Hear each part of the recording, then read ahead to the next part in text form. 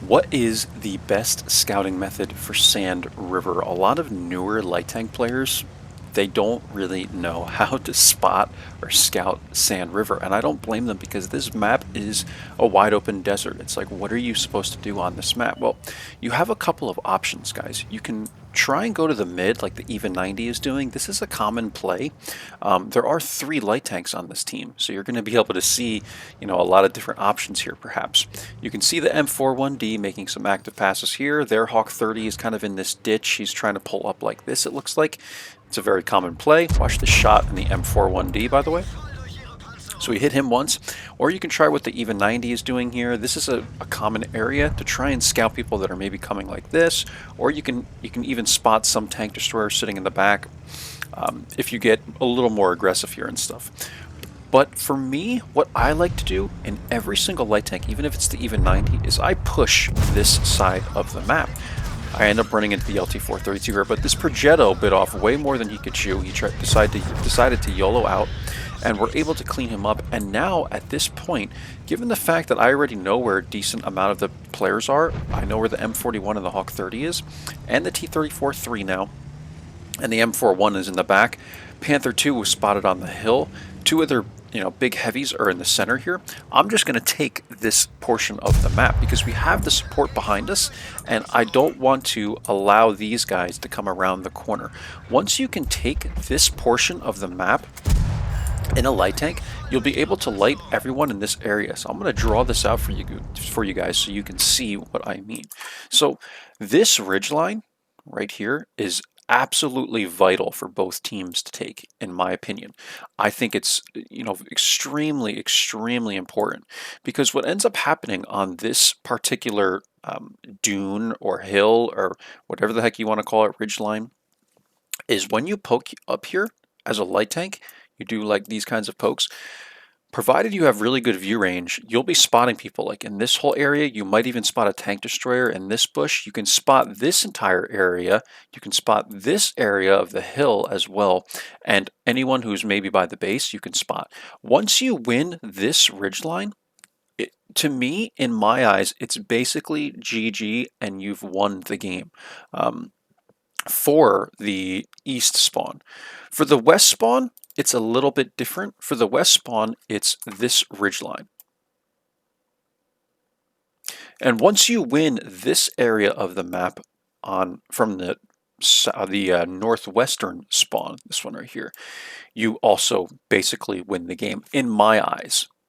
I know some other people might think that north is very vital, which I would agree with. I would say north is also pretty vital if you can win north quickly. The thing with north, though, is that it's much easier to defend, in my opinion, because you can have tank destroyers sit here, like in these areas on the map, and in these areas on the map, and these guys have to push like this, and then once they get down the hill, they have to come back up the hill here. And the same thing applies over here. You can push down this way, right? And you have some areas here, like these little hills that will keep you safe, hold down, but you still have to push through here and back uphill, right, to defend this. Whereas over here, I feel like it's not the same, because this whole area is flat once you get over these little hills. Terrain is very hard to explain over a video. It truly is. But that's the way this map works in my eyes, guys. I feel like the south is vital. It's very important because it's just so much easier to come up over here and spot people in this area. And like, look what I'm able to do, man. I'm already at 1100 damage, if you guys can believe that. Now, I know the Hawk 30 is a good damage dealer, but we have the Panther lit here, the T103. Like, these guys are in trouble, man. There's really not much they can do except do their best to defend. But we've already won the K1 corner, and we've won this ridgeline. And again, like I stated, once you win this ridgeline, in a light tank, you're going to be having a good time. I feel like a lot of light tanks hate this map because they always try and do something in the middle here, but try this out, guys. Like, try and just play around with the south. If you lose this spawn, lose from the spawn, you can go to the back and try and defend it here and all, and do what you need to do, right? You can even come all the way around towards your base right here and try and hit people here, or you can go all the way to K0. In K0, guys, way back in this corner right here, you can actually stay hole down, and you can actually stay down far enough where you won't even be spotted, and there's a little bush and stuff, and you can try and defend this K line. But I'm telling you, the south portion of this map, the K line, is vital, and this ridge line right here and then this ridge line are absolutely vital for both teams, because again, if this one is won, this team is likely going to lose, and if this one right here is lost or won for the enemy team, it's our team is likely going to lose. And you'll find this out, guys. I'm telling you, if you've played this map enough, I think you understand what I mean. But if you're a newer player, try out the south on this map, and I'm telling you, you will see kind of what I mean when I say how important south is on this map. Now, it's very likely that we would win this game anyway because we just had a much better team. You can see we won north and we pushed it very, very quickly. But even from here, I have these shots on the Hawk 30. I just missed that one because it went into the building. But this guy's actually going to back up, and now I'm able to take shots at this guy. I could even load the HEs if I wanted to, but at this distance, I'd rather just shoot the APCRs because movements are very unpredictable, and especially with a light tank. And the farther the distance you are away, well, you have to take shell velocity into account. So I'd rather just use the APCRs. I'm at 1700 damage. I have nothing to complain about. And now we've moved up to this second ridge line. And from here you can get even more creative. You can spot even more. The KV-5 kind of had me lit here, but I'm not overly concerned about it. I'm kind of waiting to see how this team is going to progress, and I'm waiting for my support back here because we still have a Borisk and multiple tank destroyers back here.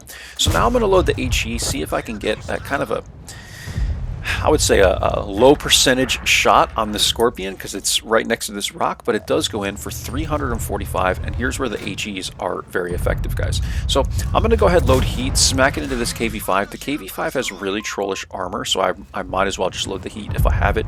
This tank is a premium, so I'm not really concerned about the credits. As always, right, guys, like, just load gold. If you are not concerned with credits, always hit the number 2 key. That's just the way it goes in this game, unfortunately. People can say what they want about you spamming gold, but everybody does it, so it is what it is. I'm going to crest this ridge, just spot very, very quickly. I'm going to make sure I don't go too far up over this one in case they have a shot over this ridge. And now we're just going to push this, F1 kind of square over here. The F1 square is where all the enemy tank destroyers like to sit. It's a great location. You have great shots from there, but at this point in time, we need to take this position on the map because it's going to be vital in winning the rest of the map, right? Because once we have this, we can make this poke like so. I have shots at the Astrom, and then we have the high ground as well.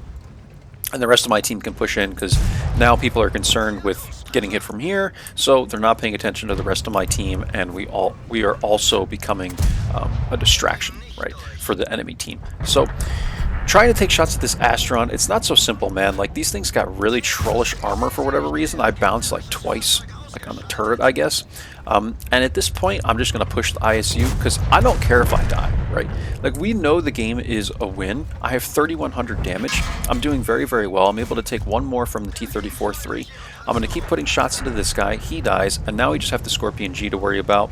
And for just a moment, I'm keeping myself safe in case he does poke up, but I realize he's actually all the way in this ditch, and he's not going to be able to do anything from there, so me and the BZ-176 are basically going to run as fast as we can over here, and he ends up getting the shot. I have an HE loaded. I'm so ready to hit the Scorpion G, but the BZ is using his boosters over here. He wants this shot really, really bad, and he's going to have it, and that's the game, guys. So Sand River, again, is one of those maps it can be tricky at first to understand it.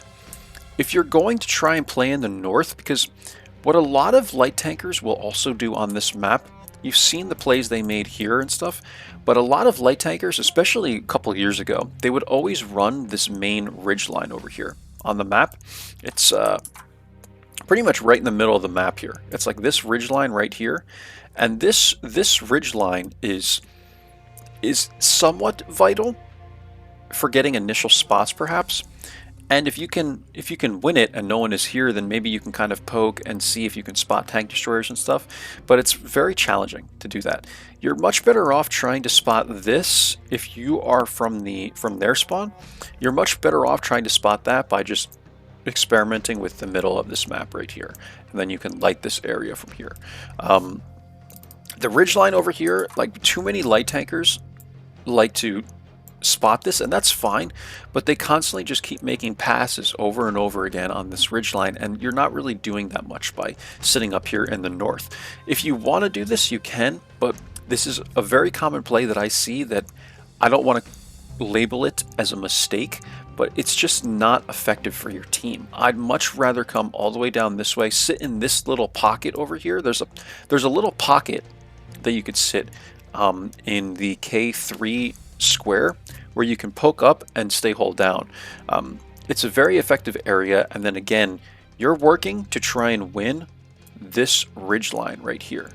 And once this ridge line is won for you, you can continue to poke up and then wait until people start pushing back, right? Because their team's going to go like this, and your team is going to go through here like so, right? And you want to win, the goal of this is to win this A1 corner right here. And once you win the A1 corner, then you can even advance to the next ridge line, which I guess is like this one, it's like something like this, right?